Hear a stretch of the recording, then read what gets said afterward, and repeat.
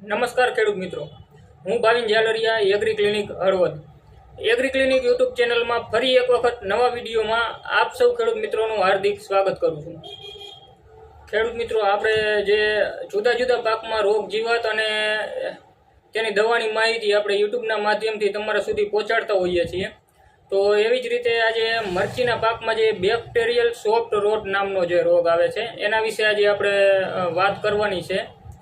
તો જે bacterial soft રોટ છે તે એ આપણે બેક્ટેરિયાથી થતો રોગ છે અને એમાં આપણે મરચાં પોચા થઈ જાય છે અને બગડી જાય છે, જેના લીધે આપણે ઘણું બધું નુકસાન મરચીના પાકમાં જોવા મળતું હોય છે. તો તેના નિયંત્રણ માટે આપણે કયા પગલાં લેવા જોઈએ, તો એના વિશે વાત કરીએ તો સ્ટેપ્ટોસાઇક્લિન 2 ગ્રામ અથવા તો કાસુબામાઇસિન 20 ml પંપે, અને તેની સાથે જો આપણે સારી કંપનીના સારા એવા ફૂગનાશક જેમાં જોઈએ તો આપણે એમિસ્ટાર ટોપ 20 ml પ્રતિ પંપ અથવા તો કુપ્રોફિક્સ 40 ગ્રામ અથવા એન્ટ્રાકોલ 40 ગ્રામ જેવા સારી કંપનીના સારા ફૂગનાશકનો જો આપણે ઉપયોગ કરવામાં આવે તો સારું એવું પરિણામ આપણે એમાં મેળવી શકીએ છીએ.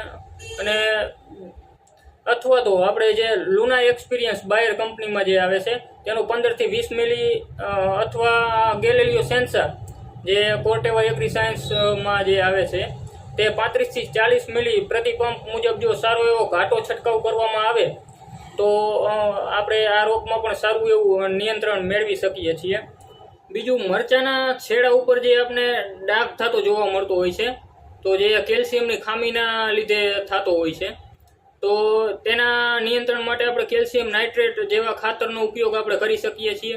પ્લસમાં બીજું વાત કરી તો શાકભાજી પાકોમાં આપણે સૂક્ષ્મ પોષક તત્વોની વધારે જરૂરિયાત રહેતી હોય છે, તો તેના માટે કેલ્શિયમ નાઇટ્રેટ, મેગ્નેશિયમ સલ્ફેટ જેવા ખાતરનો આપણે જો યોગ્ય સમયે યોગ્ય રીતે ઉપયોગ કરવામાં આવે તો તેમાં આપણે સારું એવું રિઝલ્ટ આપણે મેળવી શકીએ છીએ અને સારા ઉત્પાદન પણ આપણે મેળવી શકીએ છીએ.